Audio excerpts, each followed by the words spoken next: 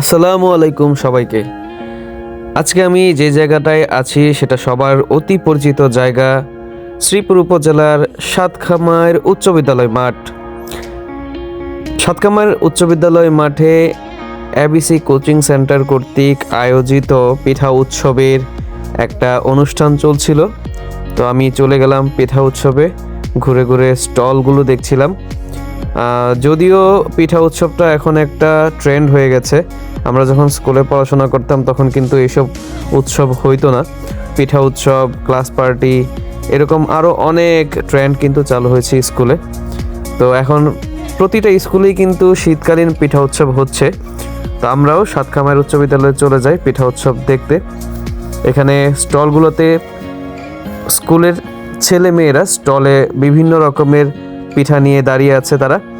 যদিও আমি কখনো এরকম স্টল থেকে পিঠা কিনিনি, কারণ এই স্টলগুলোতে পিঠাগুলোর দাম কেমন হয় সে সম্পর্কে আমার কোনো আইডিয়া নাই। যাই হোক, পিঠা উৎসবটা ঘুরে ঘুরে দেখছিলাম। এখানে সুন্দর একটা মঞ্চ তারা তৈরি করেছে। দুই পাশেই এটা একটা কোচিং সেন্টার কর্তৃক আর কি আয়োজিত, স্কুল থেকে না। কোচিং সেন্টারের এত বড় একটা পিঠা উৎসব এর আগে আমি কখনো দেখিনি। তার মানে বোঝাই যাচ্ছে এই কোচিং সেন্টারটা কত বড়। দেখতে পাচ্ছেন হরেক রকমের পিঠা সাজিয়ে নিয়ে বসে আছে তারা। যাই হোক, আজকের মতো এই পর্যন্তই। সবাই পেজটি ফলো করে দিবেন। ধন্যবাদ।